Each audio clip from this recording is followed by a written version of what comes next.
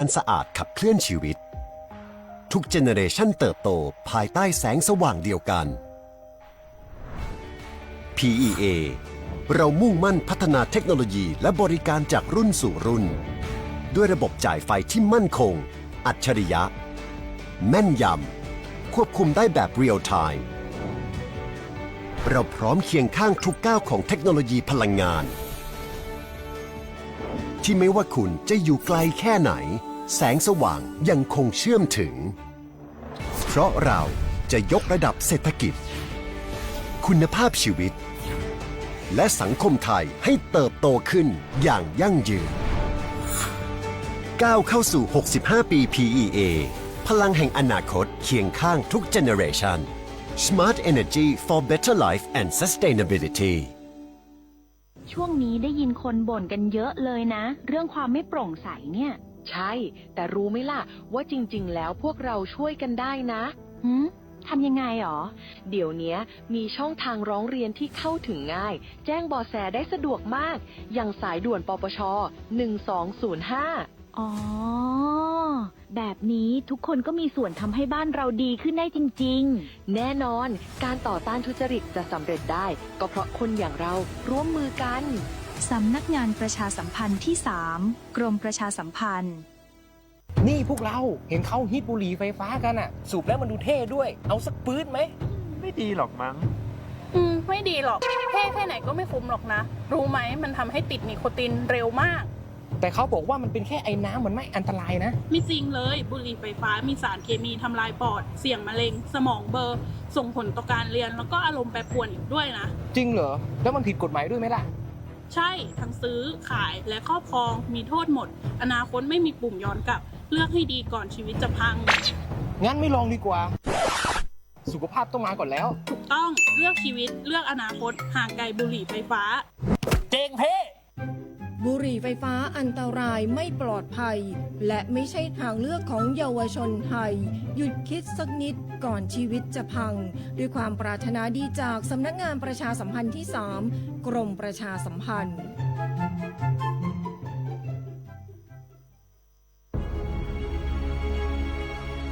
จังหวัดเชียงใหม่ขอความร่วมมือทุกภาคส่วนงดการเผาเพื่อลดปัญหาหมอกควันและมลพิษทางอากาศจากการเผาป่าและการเผาเศษวัสดุทางการเกษตรตามประกาศมาตรการสำคัญเพื่อควบคุมการเผาในพื้นที่ต่างๆโดยบ่อนุญาตเพื่อมีการเผาใดๆทั้งสิ้นเพื่อเป็นการลดมลภาวะจากฝุ่นละอองขนาดเล็ก PM 2.5 ตั้งแต่ 1 มกราคมถึง 31 พฤษภาคม 2569 หากจำเป็นสามารถลงทะเบียนขออนุมัติผ่านระบบไฟล์ดีดหรือเบิร์นเช็คฝ่าฝืนต้องระวังโทษจำคุกและปรับหรือทั้งจำทั้งปรับจังหวัดเชียงใหม่ส่งเสริมการใช้เทคโนโลยีในการจัดการขยะและเศษวัสดุทางการเกษตรเพื่อลดการเผาในอนาคตและสร้างสภาพแวดล้อมที่ดีขึ้นในระยะยาวหากพบเห็นการเผาในพื้นที่ห้ามเผาหรือพบผู้กระทำผิดสามารถแจ้งข้อมูลได้ที่053-112-808หรือ191ตลอด24ชั่วโมง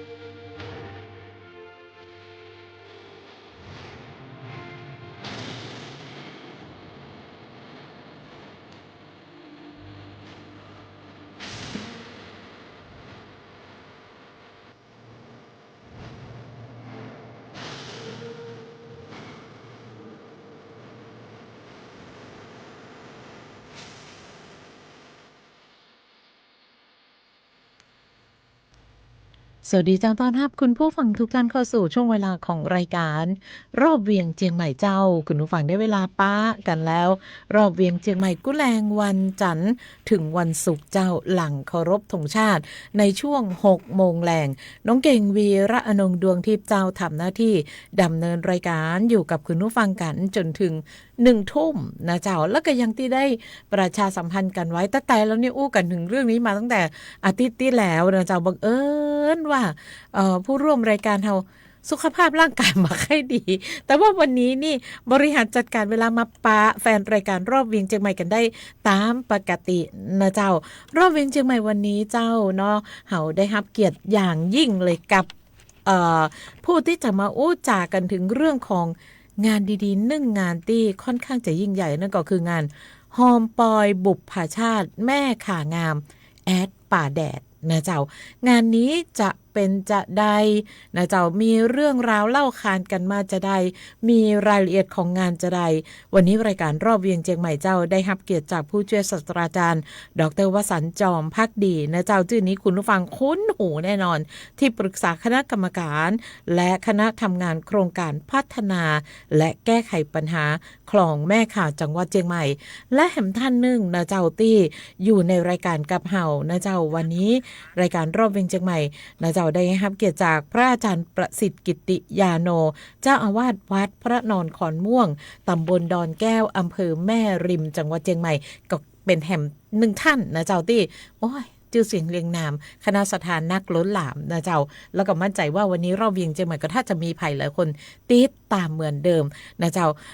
น้องเก่งขออนุญาตต้อนรับผู้ที่ร่วมรายการรอบเวียงเชียงใหม่วันนี้ทั้ง2 ท่านสวัสดีเจ้านมัสการพระคุณเจ้าครับเจริญพรครับสวัสดีครับน้องเก่งคนเก่งของหมู่เฮาแล้วก็กราบสวัสดีมายังท่านผู้ฟังทางบ้านที่เคารพรักทุกท่านครับเจ้าน้องเก่งมีความรู้สึกว่าวันนี้ตัวเก่าจะต้องจัดรายการแบบสบายที่สุดอาจารย์ครับเพราะว่าน้องเก่งมีอาจารย์อยู่ในห้องส่ง อาจารย์สามารถที่จะเล่าเรื่องตึงหมดที่ตัวน้องเก่งเองเนี่ยได้แค่เกริ่นกับคุณผู้ฟังไปนะเจ้าในเรื่องของงานหนึ่งที่กำลังจะมีขึ้นแต่นี่เพิ่นมีการจัดต่อเนื่องกันมาเดี๋ยวนี้เป็นครั้งที่8แล้วนะเจ้าน้องเก่งกำลังอู้ถึงงานฮอมปอยบุปผาชาติแม่ข่างามปีนี้เนี่ยเป็นแอดป่าแดดครับนะเจ้าเนี่ยยังถึงมีงานนี้เปิ้นจัดขึ้นมาเพื่ออะไรอย่างนะเจ้าน้องเก่งอู้คนเดียวบ่ได้ต้องเป็นอาจารย์กับพ่อคุณเจ้าต้องช่วยกันอู้เจ้าครับเจ้าเรียนเชิญเจ้าครับก็ผมขออนุญาตท่านพระอาจารย์เริ่มก่อนนะครับเพราะว่าไฮไลท์อยู่ที่พระอาจารย์นะครับผมก็ขออนุญาตเกริ่นนำถึงความเป็นมาของงานนี้นะครับก็งานนี้ผมถือว่าเป็นความภาคภูมิใจของพี่น้องประชาชนชาวบ้านองค์กรหน่วยงานทุกภาคส่วนที่เราได้ร่วมแรงร่วมใจกันในการที่จะช่วยกันอนุรักษ์ฟื้นฟูแล้วก็แก้ไขปัญหาคลองแม่ข่าซึ่งเขาถือว่าเป็นสายน้ำแห่งใจยมงคลของเมืองเชียงใหม่กู้กับแม่น้ำปิงมานานตั้งแต่สมัยพญามังรายเนาะครับเนาะที่เพิ่นได้สร้างเมืองเชียงใหม่ขึ้นมาเมื่อปีพ.ศ. 1839ลุล่วงมาแล้ว730 ปี730 ปีนี้พอดีเลยนะครับแล้วก็สาเหตุสำคัญที่สุดก็คือเพิ่นก็มองเห็นสายน้ำที่มีความอุดมสมบูรณ์นะครับมีความสวยงามนะครับแม่น้ำปิงเป็นสายเลือดใหญ่กับของเมืองเชียงใหม่เฮาของเมืองเชียงใหม่นพบุรี4นครพิงค์เชียงใหม่เพราะฉะนั้นชื่อน้ำปิงนั้นกลายเป็นชื่อของเมืองเวียงเชียงใหม่หรือเวียงพิงของเฮานะครับใช่แล้วก็แหมสายน้ำหนึ่งที่เปิ้นเห็นว่าเป็นสายน้ำน้อยๆนะครับก็ไหลลงมาจากดอยสุเทพเห็นว่าดอยสุเทพเฮาเนี่ยมันมีน้ำตก หลายสายเช่นที่เรารู้จักกันไปเดียวเช่นน้ำตกห้วยแก้วนะน้ำตกจังเคียนน้ำตกห้วยแม่ยวกน้ำตกห้วยตึงเท่าตัวอย่างนะครับน้ำตกเนี่ยน้ำตกที่ไหลลงมาจากดอยสุเทพเนี่ยก็จะไหลลงจากทิศตะวันตกดอยสุเทพมาทางทิศตะวันออกแล้วก็ลงมารวมกันกลายเป็นลำน้ำแม่ข่าไหลขนานกับแม่น้ำปิงเข้าสู่ตัวเมืองเชียงใหม่พญาบางรายเพื่อก็เลยเลือกทำเลสร้างเมืองตัดเนี่ยนะครับโดยให้น้ำแม่ข่าเป็นสันเมืองสายน้ำน้อยๆอยู่หน้าเมืองเชียงใหม่แล้วก็มีกำแพงเมืองที่เป็นสัญลักษณ์ของความแข็งแรงเข้มแข็งของอาณาจักรล้านนา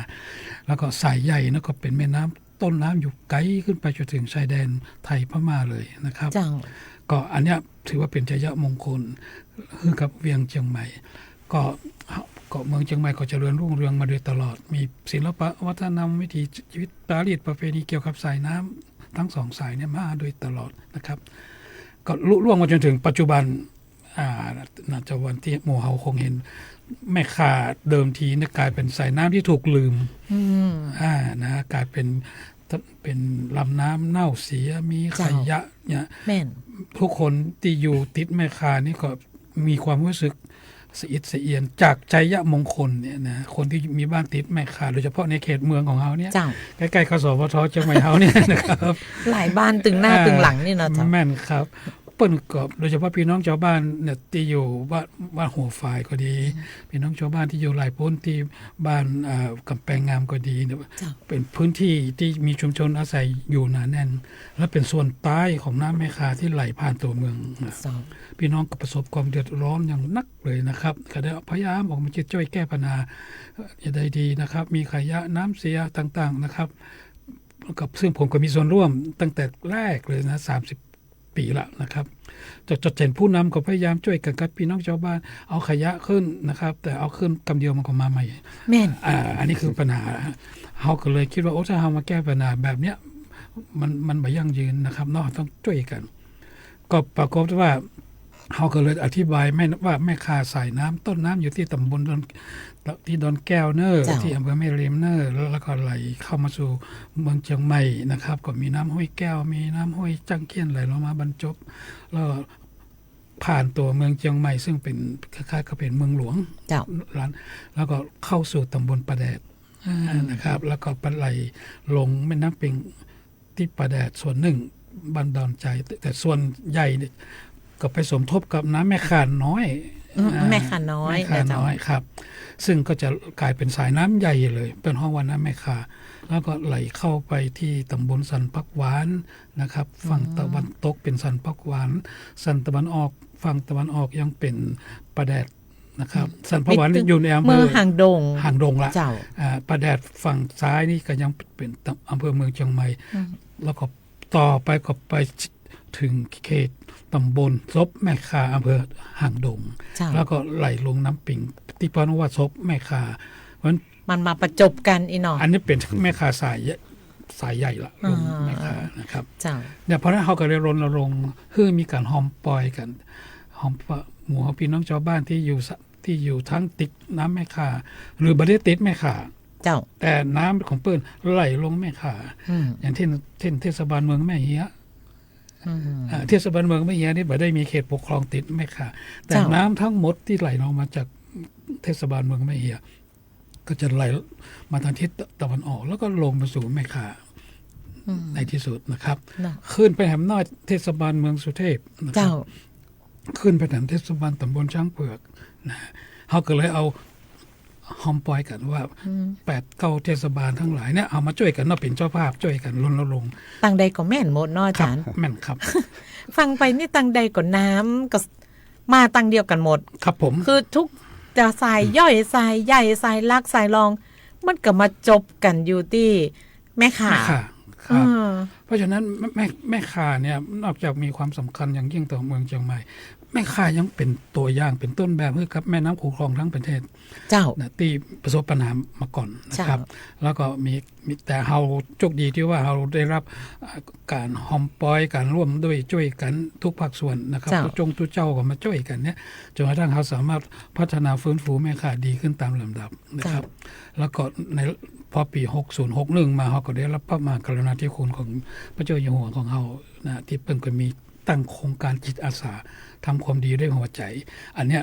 หน่วยงานต่างๆก็เข้ามาช่วยกันแม่ข่าแล้วก็เป็นถือว่าเป็นผลงานที่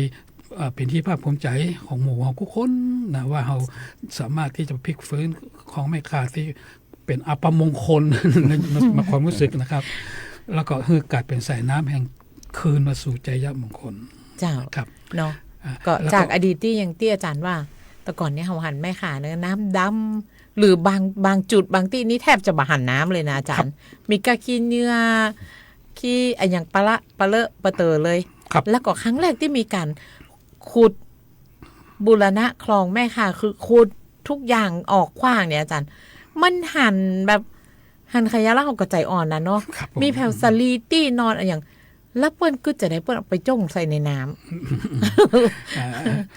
พอคนต้องคนต่างต้นกันมาได้เพราะคนต่างคนต่างเอามาขว้างตัวนี้แม่นเจ้าส่วนหนึ่งอาจจะมาจากน้ำท่วมเนาะเจ้าอาจจะมาจากน้ำท่วมแล้วมันก็ไหลมาตัวน้ำอีบอกว่าแล้วกลับไปขำอยู่ในคลองแม่ข่าแหมนะเจ้าพออยู่ในคลองแล้วก็บ่มีมาไข่หันแม่นเจ้าก็เอาก็เลยตอนนี้เราสามารถทำพื้นที่ต้นแบบที่แม่ข่าตามวิสัยทัศน์ของคลองแม่ข่าคลองสวยน้ำใสไหลดีชุมชนมีสุขนะครับแล้วก็เอาไล่ต้นน้ำกลางน้ำปลายน้ำต้นน้ำเนี่ยตัวนี้เราสามารถประกาศได้เป็นด้วยความภาคภูมิใจว่าที่ตำบลดอนแก้วแล้วก็โดยเฉพาะที่ต้าน้ำวัดพระนอนขอนม่วงนะครับซึ่งอยู่ในเขตตำบลดอนแก้วเนี่ยทางชุมชนผู้นำชุมชนพี่น้องเจ้าบ้านนะครับทั้งฝั่งที่อยู่ฝั่งพระนอนวัดพระนอนแล้วก็ฝั่งป่าลวกเนาะ2หมู่บ้านครับออกมาช่วยกันแล้วก็ที่สำคัญที่สุดเอามีพี่ใหญ่ก็คือองค์การบริหารส่วนจังหวัดเชียงใหม่เปิ้นก็มาช่วยออกแบบแล้วเป็นการออกแบบที่บ่ได้มีสิ่งก่อสร้างที่แข็งมีก็ปูนก็คอนกรีตนะเปิ้นออกแบบที่เขาถือว่าเป็น best practice ทับภาษาเทคนิคนะครับเป็นตัวอย่างที่ดีเลิศของการออกแบบที่อาศัยธรรมชาติเป็นฐานต้นไม้ทุกต้นบ่ถูกตัดเลยแต่มีการออกแบบสิ่งก่อสร้างที่ลบต้นไม้ไปนะครับแล้วก็มีการปลูกต้นไม้เสริมเข้าไปพฤกษชาติบุพชาติทั้งหลายนะครับมีการฟื้นฟูขึ้นมาแม่ข่าที่เคยถูกลืมชาวบ้านบ่สนใจนี่กลายเป็นสายน้ำบัดเดี๋ยวนี้ที่ดอนแก้วนี่เฮาโอ้ได้เลยว่ากลายเป็นที่ความคนกับดอนแก้วมีความสุขขนาดนะครับชุมชนมีสุขอย่างแท้จริงนะก็เลยแล้วก็วัดพระนอนขอนม่วงเนี่ยทิ้งท่าพระอาจารย์เนี่ยรับคล้ายๆกับว่ารับอุปถัมภ์นะครับรับเป็นอุปถัมภ์แม่ข่าของตำบลดอนแก้วนะฮะต่อร่วมกันกับทาง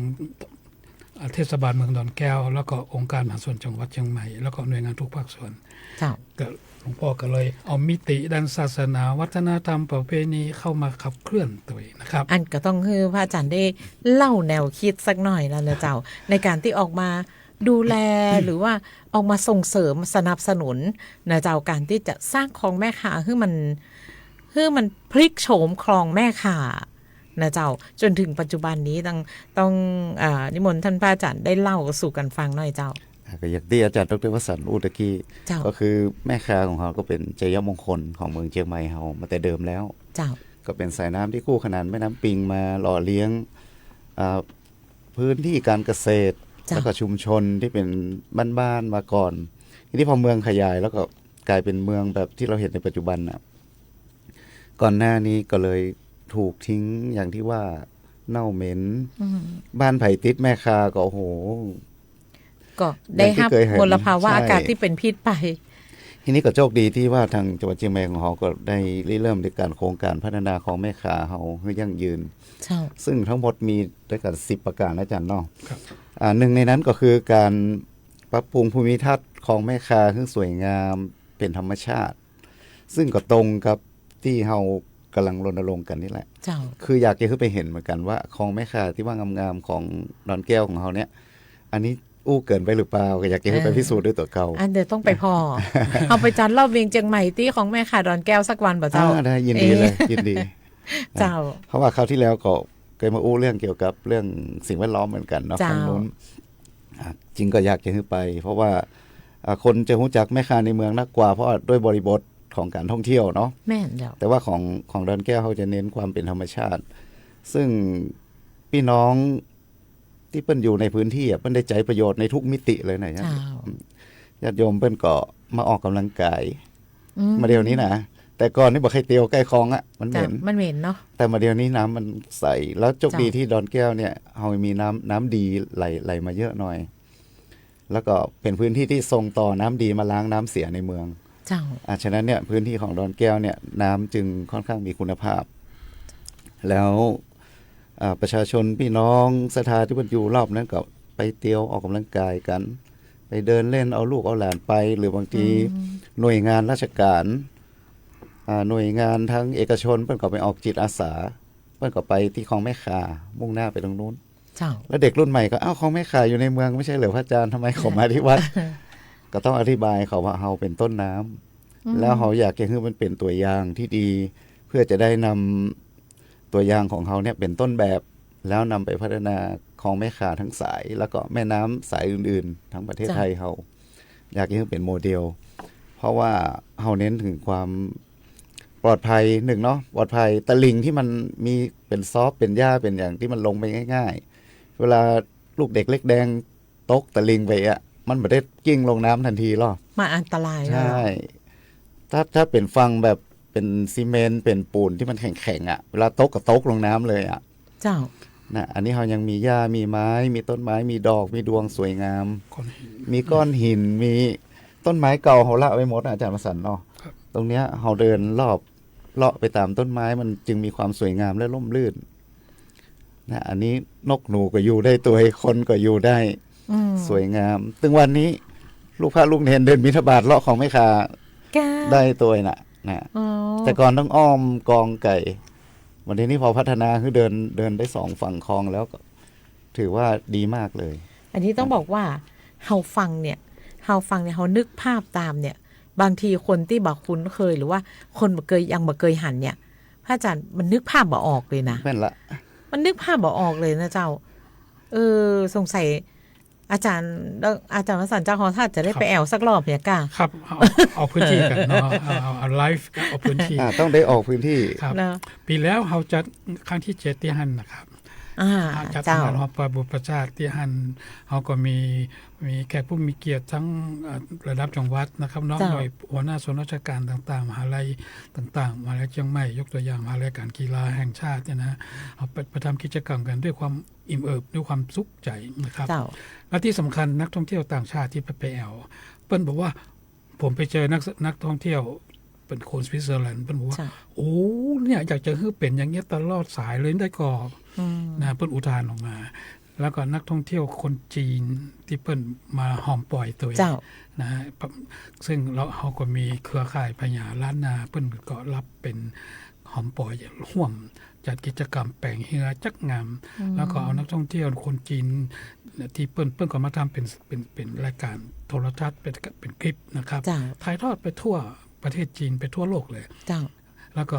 คนต่างชาติที่มามีคนฝรั่งเศสสวิตเซอร์แลนด์ยุโรปเปิ้ลก็ชื่นชมมากเปิ้ลว่าเป็น best practice เป็นตัวอย่างที่ดีเยี่ยมถ้าเราสามารถถ้าเมืองไทยหรือว่าของแม่ค้าสามารถทำอย่างนี้ได้ตลอดสายเนี่ยเปิ้ลบอกว่านี่แหละคือสิ่งที่ดีที่สุดสำหรับโลกที่ซ้ำไปนะมันจะมีส่วนช่วยให้คนจิตใจอ่อนโยนลงเห็นคุณค่าของสายน้ำนะมีการบริหารจัดการอย่างมีส่วนร่วมในทุกมิตินะอย่างแท้จริงแล้วก็ที่สำคัญชุมชนครับชุมชนเป็นมีความสุขเป็นเจ้าของเป็นมีความภาคภูมิใจ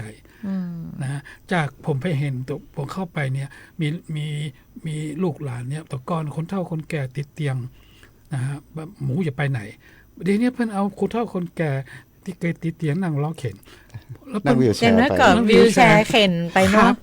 โอ้เปิ้นม่วนเหมือนกัน ได้หันวิวทิวทัศน์อย่างน้อยก็ได้เปิดหูเปิดตา ครั นะ บ เจ้า พี่น้องดอดแก้วเป็นหน้าฮักอาจารย์เนาะ ครับ คือความร่วมมือดี เจ้า ทุกส่วนเลย เจ้า ตอนเขาเปิดงานเพิ่นก็ไปมีต้นไม้ก็เอาต้นไม้ไปวาง เอามาประดับช่วยกันประดับ หน้า ตกแต่ง แล้วก็ลวดติดราคาขายลดได้โปรโมทตัวเอง อ่า คือได้รายได้ตัวเอง เจ้า มีไผ่เลี้ยงเห็ดเพื่อก็เอาเห็ดไป อ๋อ อย่างเงี้ย เจ้า เนี่ยอันนี้ก็คือโรงเรียนตัวเองน้องๆโรงเรียนก็เหมือนกันเด็กๆโรงเรียนบ้านพระนอนก็ไปร่วมทุกครั้ง ก็เอาผลิตภัณฑ์ของน้องๆเขาทำเครื่องดื่มสมุนไพรอย่างเงี้ยไป ก็ได้เอาไปรับแขกตัวเองแล้วก็เพิ่นก็ได้จำหน่ายเพื่อจะได้เอาทุนเข้าให้เป็นทุนการศึกษาของน้องๆได้ตัวเองเนี่ยอาตมาก็พยายามให้เยาวชนเขาได้ไปหันแล้วจะปลูกฝังเขาให้เขาได้มีความรู้สึกว่าเป็นเจ้าของ เจ้า แล้วจะได้ฮักของแม่ค้านักขึ้น คำว่าบวรนี่ใจได้ตลอดเลยนะเจ้า อันเนี้ยผมคิดว่าเป็นช่วยสังคมโลกได้ เจ้า นะครับถ้าเราอาศัยการเพราะว่าถ้าเป็นภาษาสหประชาชาติเพราะว่าพาร์ทเนอร์ชิพเนี่ยนะการมีส่วนร่วม มาผนึกกำลังกัน ครับผม นะเจ้า ครับ เนาะ นะครับ มันจะสำเร็จบ่ได้ถ้ามันมาร่วมมือกัน เนาะปกติคนต่างมันกับต่อให้เราตั้งใจมากใดมันก็ตึงบ่สำเร็จ ครับ นะเจ้า ผม แต่ เราสามารถประกาศได้ว่าตัวอย่างของเมืองดอนแก้วเนี่ยเป็นตัวอย่างของความสำเร็จ เจ้า ที่ไม่ใช่ฉับฉวย อืม นะฮะแต่มันกลายไปเป็นจิตสำนึกนะความตระหนักรู้แล้วก็การเข้ามามีส่วนร่วม ตอนนี้เจ้าบ้านรวมตัวกันเป็นคณะทำงานนะที่จะคอยติดตามดูแลร่วมกับท้องถิ่นนะครับไม่ว่าจะเป็นแล้วก็ทางราชการต่างๆนะครับ เจ้า แล้ว ยังไป ก็ ช่วย กัน ตอนนี้ก็ยังช่วยกันอยู่นะ เจ้า อบจไปดูมีเจ้าหน้าที่ไปดูแลเรื่องความสะอาดความสวยงาม ตัดแต่งทางของพระนอนกับปลาลวกก็มีเจ้าหน้าที่ไปคอยวัดคุณภาพน้ำ อ๋อ ดูความ พ เรีย ยา บ ยาม ร้อย รักษาสิ่งแวดล้อม ใช่ สภาพแวดล้อม ใช่ ภูมิทัศน์ที่ดีงาม เมื่อสัปดาห์ก่อนละอ่อนมันท้ายตามภาษาละอ่อนเนาะ เจ้า ไปตกปลาไปตกเบ็ดกัน แล้วก็เบ็ดเกี่ยวโดนขา อืม ก็แจ้งไปในกลุ่มแม่ค้าเขานะ เจ้า แล้วก็เรียกเทศบาลเรียกอย่างมาครับไปหาหมอนะฮะมันก็ดูแลกันไปตัวอย่างเงี้ย ใช่ เขาจึงเห็นว่าอ๋อเนี่ยเขาได้ประโยชน์หลายทาง ผมที่ผมประทับใจนะครับ ก็ทางวัดพระนอนขอนม่วงในพระอาจารย์เพื่อนจัดอบบรรพชาสามเณรภาคฤ เจ้า ดูนะฮะในวันสำคัญในเช่นวันเฉลิมพระชนพรรษา เจ้า แล้วก็ในช่วงภาคฤดูร้อนปรากฏว่าแม่ข่าเนี่ยกลายเป็นที่ฝึกกรรมฐานแล้วอ่อนไปเดินจงกรม นะฮะพระน้อยเน้นน้อยนะครับ เจ้า ไปเดินจงกรมแล้วเปิ้นเกิดปิติอะคือเราต้องเปิ้นเฮียนรู้จากธรรมชาติ เจ้า สายน้ำแสงแดดนะครับ เสียงนกเสียงความงดงามของพืชพฤกษาชาติทั้งหลายหนูประชาติทั้งหลายน้ำหมูเนี้ยมันกล่อมเกลาให้จิตใจของละอ่อนเบิกบานเป็นนั่งสมาธิกันนิ่งนี่นะครับ อยากจะชวนดีเจเก่งไปนั่งนะ ซึ่งเป็นสิ่งที่เราคิดว่าที่เราทุ่มเทกันมาเป็น 20-30 ปีเนี่ยเราสามารถมีอิ่มปิติในบุญเนาะที่เราได้ทำขึ้นมาเป็นตัวอย่าง จ้ะ แล้วเราก็คิดว่าเราจะขยายแนวคิดเนี่ยออกไปตลอดสายน้ำแม่ขามันเป็นที่มาของครั้งที่ 8 เนี่ยครับการที่เอาที่ 8เขาจะทำ8 9 10 ไปเรื่อยๆจนกระทั่งแม่ขานะครับสามารถกลายมาเป็นใจยมงคล ไหนๆก็เข้ามาถึงเรื่องของงานหอมปล่อยบูปชาติแม่ขางามที่ป่าแดด ครั้งที่ 8 อย่างที่อาจารย์ได้อู้อะนะเจ้าอาจารย์เขาอู้ถึงเรื่องงานนี้กันสักน้อยนะเจ้า ครับผม จ้ะ ครับก็งานนี้เราจะมีพิธีเปิดเป็นทางการนะครับในวันศุกร์ที่จะถึงนี้แล้วนะครับเมื่อกี้วันเนี่ยนะครับวันนี้วันที่24เนาะ25 26 27วันศุกร์เนี่ยนะครับ จ้ะ ก็เขาก็จะมีพิธีเปิดงานปีนี้เอามาจัดที่บริเวณท่าน้ำแม่ข่าวัดเทพนิมิตรหมู่1นะครับตำบลประดาดอำเภอเมืองจังหวัดเชียงใหม่นะครับซึ่งวันศุกร์ที่27เนี่ยเป็นพิธีเปิดนะฮะเขาก็ได้รับความเมตตาจากหลวงพ่อวัดเทพนิมิตรที่มาเป็นดูแลสถานที่ช่วยนะครับแล้วก็มีท่านพระอาจารย์พระนอนขอนม่วงเขาก็ไปช่วยตัวนะครับ แล้วก็เขาก็จะเชิญแขกผู้มีเกียรติทุกภาคส่วนมาร่วมงานนะครับ แล้วก็ได้รับการเมตตาจากท่าน ผู้ว่าราชการจังหวัดเชียงใหม่นะครับท่านรัฐพลนราธิศรก็จะมาเป็นประธานเปิดงานเจ้านะครับ9 โมงนะครับ8 โมงครึ่งนี่เขาพร้อมกันละนะครับท่านผู้ว่าก็จะมาเปิดงานในเฮาเวลา9 โมงนะครับแล้วก็จะมีการกล่าวรายงานกล่าวต้อนรับโดยท่านดร.ปรีชาปั่นแก้วนายกเทศมนตรีตำบลประแดดรวมกับผู้นำชุมชนกำนันผู้ใหญ่บ้านทุกภาคส่วนก็จะมากล่าวต้อนรับนะครับแล้วก็ในส่วนขององค์การบริหารส่วนจังหวัดเชียงใหม่เนี่ยโดยท่านนายกพิชัยเลิศพงศ์อดิศรเนี่ยเพิ่นก็จะมากล่าวแสดงความยินดีนะครับแล้วก็เพิ่นก็จะกล่าวถึงการมีส่วนร่วมของท้องถิ่นโดยเฉพาะพี่ใหญ่องค์การมหาส่วนจังหวัดเชียงใหม่ที่ได้มาช่วยสร้างสรรค์ผลงานที่เป็นตัวอย่างที่ดีแล้วก็จะมาสนับสนุนที่จะขยายตัวอย่างที่ดีที่เขาได้เคยทำมาก่อนเป็นตลอดสายน้ำต่อไปนะครับอันนี้เป็นวันที่27นะครับ27เจ้าซึ่งวันที่27เนี่ยเขาได้รับการฮอมปอยอย่างเกินคาดคืองานนี้เขาไม่ได้มีงบประมาณนะครับงานนี้ใครมีอย่างเอามาฮอมกันอันเปิ้นมาฮอมปอยเนาะอาจารย์เนาะผมชื่อฮอมปอยครับคนที่เปิ้นมีก้าไม้พันไม้เปิ้นก็จะเอาต้นไม้พันไม้มาฮอมปอยนะครับมีผีแล้วมีคนเอาก้าดอกไม้นะฮะใส่แพ็คใส่กล่องอย่างดีมาหลายพันกล้าเลยนะครับแล้วก็เขาจะมีวิธีมอบดอกไม้ดอกไม้ประดับพันไม้พืชผักสวนครัวต้นพริกต้นอย่างต่างๆอุปกรณ์มีคนเปิ้นมีดินปลูกอย่างเทศบาลตำบลสุเทพเปิ้นมีการทำปุ๋ยมักเพื่อจะเอาปุ๋ยมักมาฮอมปอยนะครับ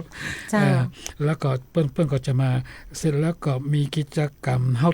ที่เป็นไฮไลท์ของงานนะครับเฮาก็จะมีเรือบุพชาติครับเรือบุพชาติอันนี้หาดูได้ที่เดียวในประเทศไทยนะครับเจ้าเพราะว่ามันมีที่ไหนทำบุพชาติโดยทางเรือเนี่ยเนาะก็ตัวเขาก็จะหันเป็นรถแห่ขบวนแห่เนาะจ้ะเนาะเพราะฉะนั้นเดือนกุมภาพันธ์เนี่ยเขาจะมีบุพชาติที่มีความโดดเด่นที่ก็มีมากกับดอกไม้ประดับที่ผ่านไปนะจ๊ะแล้วก็ตอนเนี้ยงานฮอมปอยบุพชาติแม่ค้างามเขาก็จะเห็นเรือนะฮะที่มีคนเอาต้นไม้มาพันไม้มาแต่งเรือประดับประดาด้วยดอกไม้นะเจ้าแล้วก็ที่สำคัญไม้หมุดที่อยู่ในเฮียเนี่ยเอาไปปลูกต่อได้หมดโอ้นะครับเอามาปลูกตังเพห้องนะเจ้าได้ครับเอามาแต่งครับแล้วก็มีคนมาฮอมปอยนะครับเช่นมีการแสดงนะครับเช่นต่างเทศบาลประแดดเองเพิ่นก็จะมีการแสดงนะครับของประแดดนะครับเพื่อต้อนรับนะครับแล้วก็จะมีการแสดง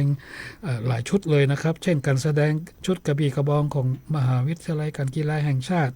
วิทยาเขตเชียงใหม่เพื่อจะเอากันมาแสดงนะครับแล้วก็จะมีชมรมกลุ่มไลน์แดนซ์ของเทศบาลเมืองแม่เหียยอดฮิตการแสดงไลน์แดนซ์นี่ช่วงนี้ฮิตเพื่อสุขภาพแม่นครับเพื่อกิจกรรมดีๆมันจะมาอยู่ที่หิมของแม่ขานะครับแล้วก็มหาวิทยาลัยเชียงใหม่นะเพื่อนมีสโมสรนักร้องประสานเสียง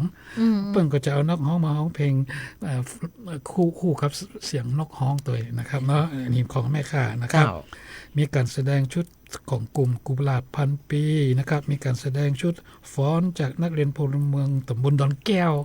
ตอนนี้เปิ้นส่งไลน์มาเปิ้นว่ากำลังซ้อมกันซ้อมตะกี้เห็นซ้อมที่วัดอยู่ซ้อมที่วัดก็เป็นผู้เอื้อสถานที่ให้กับชุมชนตลอดนะเจ้าเพราะฉะนั้นไม่ค่าเนี่ยมันจะได้ไม่ใช่มิติแค่น้ำเจ้าแค่น้ำทนประทานหรือว่าน้ำเราได้ทุกมิติเลยมันเป็นรวมพลังสามัคคีเลยนะเจ้านะครับแล้วก็จะมีการกลุ่มผู้สูงวัยนะครับองค์กรสยามทักษะการแสดงเพื่อผู้สูงวัยนะเพื่อห้องซัสฟานะครับเพิ่นก็จะมาฮ้อมปอยตัวการแสดงมานะครับกลุ่มผู้สูงอายุตำบลตาแดดก็จะมีเล่นกล่องชิงหมองเนี่ยนะเพราะมันเป็นมันก็จะม่วนครับมันจะมีการแสดงอย่างให้คนมีความสุขใจบันเทิงใจมาพบปะมาโอ้กันมีการนวดครัวหอมหิวอย่างก็ไปซื้อกินได้ลดอาหารอุดหนุนเปิ้นท้องว่าอุดหนุนกระจายรายได้สร้างบรรยากาศดีๆให้หมู่เดียวกันเนี่ยเนาะจ้ะครับผมแต่ว่าวัดเทพนิมิตบอกว่าจะเพิ่มมาอีก1รายการคือลำอวยพรด้วยเนาะบอกแล้วก็มีเพิ่มมาติ๊กๆเลยนะจ๊ะแล้วก็ขอเพิ่มดอกตารางอีกนิดนึงอาจารย์ตอนเช้าหลวงพ่อบอกว่าทั้ง3วันเราจะมีการบิณฑบาตโดยหลวงพ่อวัดเทพนิมิตกับลูกพระลูกเนนจะนั่งเรือลงมาจากแม่ข่าแล้วก็ขึ้นเรือที่ท่าน้ำหน้าวัดพอเดินขึ้นมาญาติโยมพอออกไม่ออกก็จะรอใส่บาตร ตรงสะพานหน้าวัดเข้ามาในวัดอย่างเงี้ย โอ้ เขาอยากจะเริ่มให้เป็นมงคล ภาพสวยงาม ต้องเป็นภาพสวยงาม เป็นการใช้มิติด้าน เนอะ ศาสนาวัฒนธรรม เพราะว่าเขาได้ทำตั้งแต่เฟส 5 เฟสโน้นเขาก็ได้ใส่บาตรเนาะ ครับ ของที่พระนอนเขาได้ทำ เจ้า อาตมาก็ว่าเรื่องนี้มันเป็นเรื่องที่ดี เพราะว่า นี่ โดยเฉพาะผู้สูงวัยเพิ่นว่ามีใส่บาตรกอ ครั้ง เพิ่น ต่ ถา อ ม ๆไปก็ต้องมีนะเจ้าอาจารย์ ครับ เขาชื่อหอมปอยไง เนาะ วันที่27เนี่ยจะเข้าข้างไปด้วยความสวยงาม เจ้า ที่เป็นวัฒนธรรมนะครับเป็นซอฟต์พาวเวอร์เนาะเป็นพลังที่สวยงามของหมู่เฮากันนะครับ แล้วก็ที่ไฮไลท์ของงานนึงมีการล่องเรือตัวเองนะครับ เจ้า ก็จะมีสาวงามเพื่อจะมาล่องเรือตัวเองนะครับ มีเทพธิดาแม่คางามเพื่อจะมาล่องเรือนั่งเรือนะครับ เพื่อรณรงค์ให้เฮาได้ฮักสายน้ำนะครับ เจ้า แล้วก็เฮาก็หลังพิธีเปิดเฮาก็จะเปิดให้พี่น้องประชาชนเจ้าบ้านนักเรียนเยาวชนมาแอวกัน อันนี้วันที่27นะครับ เจ้า ก็เขาคิดว่างานเขาก็คงจะยาวไปจนถึงประมาณ6 โมงเย็นนะครับเนาะ เจ้าย้ำจุดก็คือท่าน้ำแม่ข่าวัดเทพนิมิตร ครับ เจ้า ซึ่งเข้าได้2ทางเข้าทางถนนมหิดลก็ได้มหิดลขาเข้านะครับขา เจ้า เข้าเมืองก่อนจะถึงสี่แยกแอร์พอร์ตเนี่ยเพิ่นจะอบจเพิ่นทำป้ายใหญ่เลย อ๋อ เขาเลี้ยวซ้ายเข้าไปนะครับ เจ้า หรือเขาจะเข้าทางถนนสายจังไม่ฮอดนะเลยแอร์พอร์ตไปน้อยเดียว เจ้าน นะครับก็จะมีเพื่อจะทำป้ายใหญ่นะที่ซอยชมจันทร์เนี่ยนะครับ อ๋อ ครับถ้าชมจันทร์ เจ้า เป็นซอยน้อยๆม่วนครับ นะ ผมชอบตำบลปลาแดดเพราะว่ามันเป็นวิถีไทยถนนน้อยๆอยู่ด้วยกันอบอุ่นนะครับ เจ้า แต่จะอาจจะดูจอแจน้อยแต่ก็เป็นวิถีชาวบ้านนะ บัก ครั ใกล้บักไก่สถานีเฮาคงได้ปากันสักวันนะเจ้าอา ครั จา บ รย์ ผมครับ เจ้า อันนี้วันที่27นะครับ เจ้า วันที่28วันเสาร์ครับวันเสาร์นี่เขาก็จะมีกิจกรรมม่วนๆต่อแถมนะครับเอาใจชื่อแอลปอยฟังดนตรีนั่งเรือชมนิทรรศการมีการแสดงนิทรรศการของหลายหน่วยงานนะครับ เจ้า อย่างเช่นมหาวิทยาลัยการกีฬาแห่งชาติชนรับประทานเพื่อเอาน้ำกิจกรรมโครงการต่างๆอบจเพื่อนก็จะมีนิทรรศการที่เพื่อนไปแปลงอย่างดีๆกับแม่ค้าเอามาแสดงตัวเองนะครับเพราะนั้นพี่น้องประชาชนชาวบ้านที่สนใจก็ไม่แอวได้ปฏิวัติเทพนิมิตเลยครับเพราะว่าเขาใจวัดเทพนิมิตเป็นศูนย์สถานที่จัดงานนะครับ เจ้า แล้วก็เยาวชนก็คนเฒ่าคนแก่ก็ไม่เอากันได้นะครับ จ้ะ แล้วเขาเปิดลงทานรับบริจาคกาไม้ดอกไม้ประดับพันไม้ตลอดทั้ง3 วัน อ๋อ นี่มีเปิดรับบริจาคนี่เขามีจุดรับบริจาคทั้ง3วัน ครับผม เจ้า ครับวันไหนเปิ้นมาวันไหนก็ได้มาสะดวกนะครับ เจ้า สำหรับวันอาทิตย์นะครับวันที่1 มีนาคมก็มีกิจกรรมใกล้วันที่28 เจ้า วันเสาร์นะครับ แต่ก็จะมีไฮไลท์ก็คือจะมีการปั่นจักรยานบุพชาตินักปั่นจักรยานโดยชมรมจักรยานวันอาทิตย์เนี่ย อ๋อ ชื่อเสียงโด่งดัง เครือข่ายจักรยานจังหวัดเชียงใหม่และนักปั่นจักรยานจากชุมชน เปิ้นก็จะเอารถถีบเปิ้นแต่งไม้ดอกไม้ประดับมาแอวนะครับ แล้วก็เปิ้นจะปั่นแล้วก็มานั่งเฮียเพื่อได้บรรยากาศสัมผัสบรรยากาศแม่ข่านะครับ แล้วเปิ้นก็จะขี่รถถีบไปแอวจุดน่าท่องเที่ยวต่างๆของตำบลประแดด เจ้า นะอาจไปแวะกินก๋วยเตี๋ยวไปกินขนมเส้น ไป ที่ไหน ศึก ก็ได้ ษาวิถีชีวิตนะเจ้า มีวัดป่าแดดมีหลายวัดที่อยู่ในเขตตำบลป่าแดดเนาะวัดวัดท่าไม่อีก็เป็นสถานที่น่าท่องเที่ยวนะครับ นี่คือตัวอย่างเพราะฉะนั้นก็ถือว่าเป็นการเปิดนะฮะให้ผู้คนได้สัมผัสได้เห็นชุมชนติดกับนครเชียงใหม่ของเราก็คือตำบลป่าแดดนะครับ เจ้า แล้วก็เอาก็มีงานวันที่อาทิตย์ก็ถึง6 โมงเย็นเหมือนกันนะครับ ก็ถือว่าเนี่ย3 วัน 3 วัน 3 วันครับแอวแบบสบายๆกันนี่มันม่วนนะครับไหว้พระตัวได้บุญตัวนะครับแล้วก็ดูความแล้วที่สำคัญได้อย่างครับ ได้พลังจิตพลังศรัทธา แม่น เพราะว่าแม่ค้าเขาเนี่ยถึงเขาอู้ถึงความสำเร็จ แต่ไม่ได้จบสิ้นแต่นะครับเพราะมันยังมีปัญหานักบอกว่าเรื่อง ที่ น้ำเสีย จะต้องแก้ไขปัญหากันแหมต่อไป ว่าเรื่องน้ำเสียว่าเรื่องการบุกรุกบอกว่าเรื่องการบริหารจัดการนะครับยังต้องทำหนักอยู่ครับ เจ้า อันนั้นเขาก็แก้ไขกันไปกับเรื่อง เนาะแก้ไขกำเรื่อง หอมปอยเขาก็จะจุดประเด็นให้เพื่อนได้เห็นว่าความสำคัญแล้วก็ความสวยงามแล้วมันจะอยู่คู่กับชุมชนไปอีกนาน อย่างน้อยน้องถ้าตามความคิดเห็นน้องเก่งเขาไปจัดงานในจุดใดของแม่ค่ะ ของแม่ค่ะจุดนั้นก็จะต้องมีการพัฒนาแล้วก็จะต้องย่างให้สวยงามเพื่อที่จะรองรับงานของเราต่อไป ถูกต้องครับ แล้วได้เห็นว่าในชุมชนมีอย่างพ่อง เจ้า ทั้งที่คนบางคนเพื่ออาศัยอยู่ในชุมชนนั่นแหละ ไปอยู่หอพักอยู่อพาร์ตเมนต์แต่บอกเคยรู้เลยว่าปลาแดดมีอย่างของดีปลาแดดมีอย่างพ่อง วันนั้นจะมีตั้ง20กว่าบูธที่อบจไม่ได้มาตั้ง เจ้า แล้วก็จะมีบูธจากภายนอกเพื่อจะเข้าไปอย่างที่อาจารย์วสันต์อุตะกี้ เจ้า ของวัฒนรเองก็มี1บูธเหมือนกัน ว่าพนอนเอาอย่างไปโชว์เจ้า วัฒนรก็คือเฮาเน้นเรื่องที่สิ่งที่เฮาได้ทำอยู่แล้วเป็นประจำก็คือ ได้ดูแลปรับคุณภาพน้ำให้ของแม่ขาอาตมาใจเยาวชนลูกเด็กที่มาอบรมที่วัด หรือแม้แต่ลูกเนนที่บวชภาคฤดูร้อน เจ้า บวชโครงการ5ธันวาบูชาพระคุณพ่อช่วงเดือนธันวาเนี่ยได้มีกิจกรรมหนึ่งก็คือปั้น EM บอลปั้น EM บอลเกิดไปหันติวัดมา จะปิกให้เห็นแล้วเนาะ เจ้า นั่นแหละและให้ลูกเนนอ่ะเอาไปโยนลงแม่ขาเพื่อไปปรับสภาพน้ำเจ้า หรือบางทีก็เอาไปฝังไว้ตามแปลงดอกไม้ในกระถางต้นไม้ในสวนหรือแม้แต่บ่อบำบัดน้ำเสียจะได้ลดกลิ่นแล้วก็เพิ่มค่อยๆปล่อยสารอาหารให้ต้นไม้ตามกระถางดอกไม้อย่างนี้ได้หมดวันนั้นทั้ง3วันเลยก็จะเอาลูกพระลูกเนนไปปั้นแล้วก็เชิญชวนให้ญาติโยมป้อออกไม่ออกที่ไปแอลงานโฮมปอยเนี่ยได้ฮู้จักอย่างแล้วก็ได้ฮู้จักนะเจ้าแล้วก็ได้หันประโยชน์ได้มีส่วนร่วมตัวนะเจ้าเนาะวันหน้าวันตาหันวันนี้แล้ววันหน้าวันตาไปเนี้ยคนเดียวพ่องแม่นละเขาบอกสูตรเลยเนาะแหมพระอาจารย์บะห่วงสูตรนะยิ่งแปลงกันหลายๆอยากคือเผยแพร่ประชาสัมพันธ์กันเป็นยิ่งเลยนะเจ้าครับเพราะว่าแม่ขาเป็นของเราทุกคนเนาะถึงแม่ขาเป็นของคนเชียงใหม่ตึงหมดเลยนะอาจารย์แล้วเขาปล่อยน้ำเสียจากจุดไหนของเทศบาลนครเชียงใหม่เจ้าแทบจะไหลลงแม่ขานะทั้ง2ฝั่งคลองนะพอเฮามาอู้กันวันนี้แล้วมีความรู้สึกว่าคลองแม่ขาคือสายน้ำสำคัญครับสายน้ำลึกเลยทางธรรมชาติหล่อเลี้ยงเชียงใหม่ประวัติศาสตร์วัฒนธรรมประเพณีวิถีชีวิตเป็นหน้าเป็นตาให้กับเมืองเชียงใหม่ครับเจ้านะเจ้าซึ่งน้องเก่งเชื่อว่าหลายท่านหลายคนถ้าหากว่าฟังเขาไปแล้วก็กึดตัวกันไปเนี่ย ก็จะหันความเปลี่ยนแปลงอาจารย์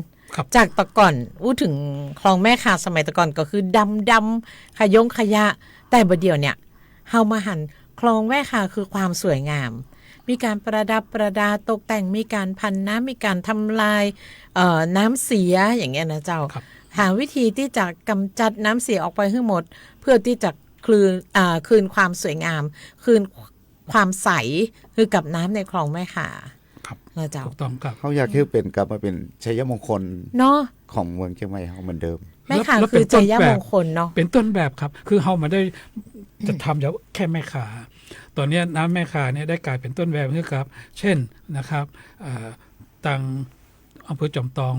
เปิ้นก็จะเอาไปใช้นะครับหรือเทศบาลตำบลท่าสาราเปิ้นก็จะเอาแนวคิดเนี่ยเอาไปพัฒนานะครับลำน้ำของเปิ้นนะครับซึ่งผมคิดว่านี่คืออานิสงส์แล้วก็ตอนนี้มีหน่วยงานระดับสถานศึกษาก็ดีองค์กรปกครองส่วนท้องถิ่นเพิ่งมาดูงานนะแล้วก็เมืองจะมีสถาบันพระปกเกล้าจะเอานักศึกษาสถาบันพระปกเกล้ามาเรียนรู้กับเฮาของการมีส่วนร่วมความเข้มแข็งของประชาชนสิทธิบทบาทนะฮะหน้าที่ของภาคประชาชนที่ควรจะมีส่วนในการพัฒนาสังคมจะได้นะครับเพราะฉะนั้นเรามีบทเรียนให้เรียนได้ทุกด้านเลยครับเจ้านะเจ้านี่ก็จะเป็นเรื่องราวของงานดีๆแฮมเรื่องงานน้องเก่งขออนุญาตสรุปว่างานที่เราอยากจะเชิญชวนให้คุณผู้ฟังได้ไปปะกันนั่นก็คืองานฮอมปอยบุพชาติแม่ข่างามแอดป่าแดดครั้งที่8ประจำปี2569เนี่ยเจ้างานนี้จัดขึ้นเพื่อที่จะฟื้นฟูคลองแม่ข่าให้เป็นสายน้ำแห่งชัยมงคลแล้วก็ดอกไม้งามตลอดสายน้ำตวยนี่คือความสวยงามที่จะเกิดขึ้นในงานนี้กันอย่างแน่นอน27ถึง17กุมภาพันธ์จนถึง1มีนาคมที่ท่าน้ำแม่ข่าวัดเทพนิมิตรนะเจ้าตำบลป่าแดดอำเภอเมืองจังหวัดเชียงใหม่ช่วงท้ายเจ้าอาจารย์มีอย่างที่จะฝากส่งท้ายถึงคุณผู้ฟังที่กำลังติดตามฟังรายการเจ้ารวมถึงพระอาจารย์ตัวนะเจ้าครับก็ขอคือพระอาจารย์ ฝากเนาะเพราะว่าผมพระอาจารย์เป็นมีประสบการณ์โดยตรงนะครับก็ผมเองก็อยากจะขอเชิญชวนมาฮอมปอยและงานนี้ไม่ได้จบแค่3วันนี้นะครับงานนี้พอเราเริ่มกิจกรรมที่ป่าแดดเราก็จะรณรงค์ต่อเนื่องเพื่อให้ป่าแดดเป็นเมืองน่าอยู่สิ่งแวดล้อมยั่งยืนตลอดไปนะครับก็อยากจะให้ไปช่วยกันนักๆเพราะชื่อว่างานฮอมปอยวันพรุ่งนี้กับวันฮือเป็นวันดานะอาจารย์เนาะแม่นครับ2526เป็นวันดาเป็นดาละแม่นเริ่มดาแต่วันนี้เริ่มแต่งเวทีกันแล้วนะเมื่อกี้นี่มีเครือข่ายของกลุ่มฮักแม่ข่าของเขาก็ไปดูมาก็เริ่มทำกันละคือญาติโยมไปฮอมปอยเนี่ยสามารถหิ้วอะไรอย่างไปก็ได้นะน้ำดื่มเอาไปให้กับเจ้าหน้าที่มันทำงานกันอยู่ใช่เอาไปสู่ไปพร้อมกันหิ้วมะม่วงไปหิ้วอย่างไปก็ได้เป็นกำลังใจละคนทำงานนี่คือมันมีกำลังใจขึ้นมาน่ะถ้าหากว่ามีพี่น้องไปยื้อไปกอยไปให้กำลังใจกันแล้วก็วันไปแอวงานนั้นเราจะได้ความรู้ต่างๆจากบูธต่างๆก็อยากให้ไปร่วมงานกันนักหลายๆเหมือนเฟสอื่นๆที่เราเคยทำมาทุกครั้งและอย่างปีที่แล้วนี่ก็ที่พระนอนเนาะครั้งที่7ก็ได้รับความร่วมมือแล้วก็ได้รับความสนใจจากพี่น้องประชาชนทุกภาคส่วนอย่างดีครั้งนี้ที่เทพนิมิตรเนาะเป็นครั้งที่8เลข8ถือว่าเป็นเลขที่เป็นมงคลมากเลยนะเป็นอินฟินิตี้มันก็คงจะพัฒนาไปเรื่อยๆเรื่อยๆสู่ความยั่งยืนนะเพราะว่าคลองแม่คาในโซนของป่าแดดเนี่ยยังมีความเป็นธรรมชาตินักเขาจะได้เห็นความเป็นธรรมชาติของคลองจะเป็นแห่งบริบทหนึ่งที่มันจะแตกต่างกับทางพระนอนเพราะพระนอนเป็นทางต้นน้ำทางนู้นเนี่ยเขาก็ต้องยอมรับว่าน้ำเสียจากตัวเมืองทั้งหมดไหลไปหาเปิ้ลฉะนั้นความสะอาดของน้ำแม่คาตรงจุดนู้นน่ะก็คงจะไม่ได้ใส่ 100% อย่างที่เขาคาดหวังว่าจะเป็นแต่ว่าเขาก็คาดหวังไว้ว่าคงจะดีขึ้นในเร็ววันเนาะนั่นก็ถือว่าเป็นความงดงามที่รอคอยอยู่เจ้าคุณผู้ฟังเขาไปปะกันในงานดีๆงานนี้นะเจ้าฮอมปอยบุพชาติแม่คางามที่ป่าแดดนะเจ้าเนาะต้าน้ำแม่คาวัดเทพนิมิตรนะเจ้าตำบลป่าแดดอำเภอเมืองจังหวัดเชียงใหม่วันนี้กราบขอบพระคุณพระอาจารย์ประสิทธิ์กิติยาโนนะเจ้าอาวาสวัดพระนอนขอนม่วงตำบลดอนแก้วอำเภอแม่ริมจังหวัดเชียงใหม่ในฐานะคนต้นน้ำเนาะนะเจ้าแล้วก็ขอบพระคุณพระเชษศาสตราจารย์ดร.วสันต์จอมภักดีเจ้าที่ปรึกษาคณะกรรมการและคณะทำงานโครงการพัฒนาและแก้ไขปัญหาคลองแม่ข่าจังหวัดเชียงใหม่นะเจ้าน้องเก่งเชื่อว่าวันหน้าเขาอาจจะมากันในแห่งรูปแบบนึงที่จะมาอู้กับอาจารย์วสันต์ว่าปัญหาคลองแม่ข่าประเดี๋ยวมันเป็นจะไดพ่องมีแนวทางวิธีการในการแก้ไขปัญหากันจะไดนะเจ้าขออนุญาตเป็นสื่อกลางในการที่จะสืบต่อในเรื่องเหล่านี้ให้คุณผู้ฟังได้ติดตามนะเจ้าวันนี้ขอบพระคุณทั้งสองท่านเจ้าเราเวียงเชียงใหม่วันนี้หมดเวลาแล้วปิ๊กมาปากันใหม่วันพุธนะเจ้ามีความสุขกันนักๆสวัสดีเจ้าสวัสดีครับสาธุ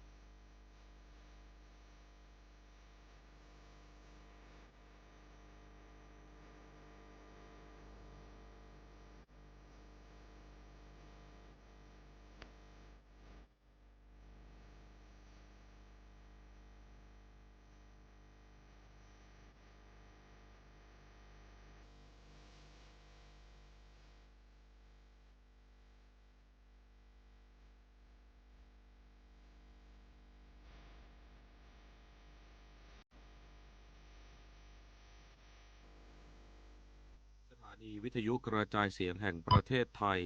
ขณะ